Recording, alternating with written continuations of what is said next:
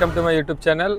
ఈరోజు నేను హైదరాబాద్ నుంచి భద్రాచలంకి మా ఫ్రెండ్ వాళ్ళ కార్లో మేము వెళ్తున్నాం అనమాట.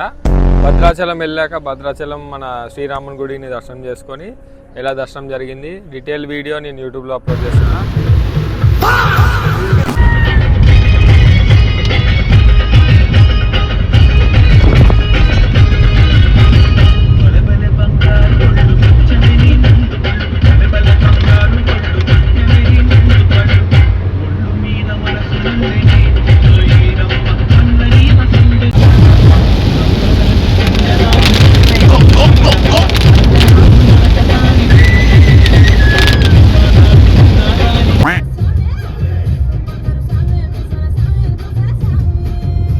జై శ్రీరామ్.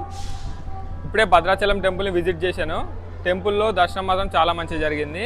టెంపుల్ లోపలికి ఫోన్స్ ఎలవ్ లేనందువల్ల పోలీసు వాళ్ళు ఫోన్లో వీడియోస్ ఏం రికార్డ్ చేయొద్దన్నారు. గర్భగుడి దీని వెనుకనే ఉన్నది.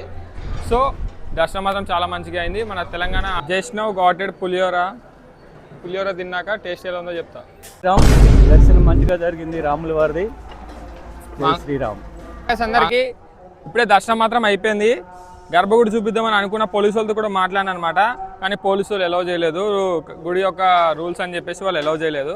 సో మీ అందరికీ గర్భగుడి చూపిస్తున్నా. అక్కడ కనిపిస్తుంది కదా, అదే అనమాట మన రాముల వారి గర్భగుడి. అక్కడ గర్భగుడి పక్కనే కన్స్ట్రక్షన్ వర్క్ జరుగుతుంది. ఇప్పుడు టెంపుల్ రెనోవేషన్ ప్రాసెస్ అనేది స్టార్ట్ చేశారు అని ఇందాక పోలీసు వాళ్ళు చెప్పారు అనమాట, ఇందాక వీడియో తీస్తున్నప్పుడు. కానీ టెంపుల్ యాదగిరిగుట్టలాగా డెవలప్ చేస్తే మన తెలంగాణలో కూడా భద్రాచలం అనే ఒక కొత్త అంటే భక్తులందరికీ విజిట్ చేయడానికి బాగుంటుంది అనమాట. సో ఎవరెవరైతే భద్రాచలం రావాలనుకుంటున్నారో వచ్చి విజిట్ చేయండి. దర్శనం మాత్రం చాలా మంచిగా జరిగింది. జై Sriram.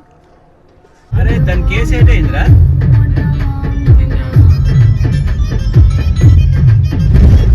So like, share and subscribe guys.